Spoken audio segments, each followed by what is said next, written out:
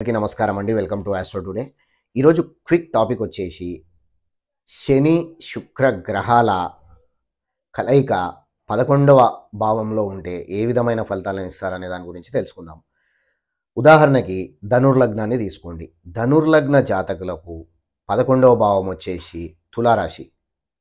తులారాశిలో శుక్రగ్రహము ప్లస్ శనిగ్రహము కలిసి ఉన్నప్పుడు ముఖ్యంగా అక్కడ శనిగ్రహం ఏంటి అని అంటే ఉచ్చస్థితిని పొందుతాడు, ఎగ్జాల్టెడ్ పొజిషన్లో ఉంటాడు. ఆయనతో పాటు శుక్రగ్రహము కలిసి ఉన్నప్పుడు ఇది మంచి రాజయోగాన్ని ధనయోగాన్ని క్రియేట్ చేస్తుంది.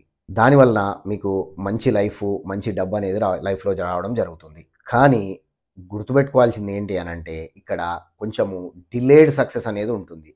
అంటే మీకు ముఖ్యంగా మిడ్ 40s లేకపోతే లేట్ 40sలో మీకు లైఫ్లో సక్సెస్ అనేది రావడం జరుగుతుంది.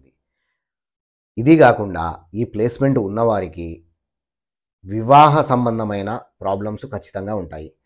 ముఖ్యంగా ఏంటి అని అంటే వీరికి 2 వివాహాలు జరగడం, అదేవిధంగా మీరు మీ యొక్క వయసు కంటే ఎక్కువ వయసు, ముఖ్యంగా పురుషులలో మీ యొక్క వయసు కంటే ఎక్కువ వయసున్న స్త్రీలతో మీరు వివాహం చేసుకుంటారు. ఇదే కాకుండా మీ యొక్క జీవిత భాగస్వామి చాలా సపోర్టివ్, చాలా మీకు హెల్పింగ్ నేచర్లో కూడా ఖచ్చితంగా ఉంటుంది.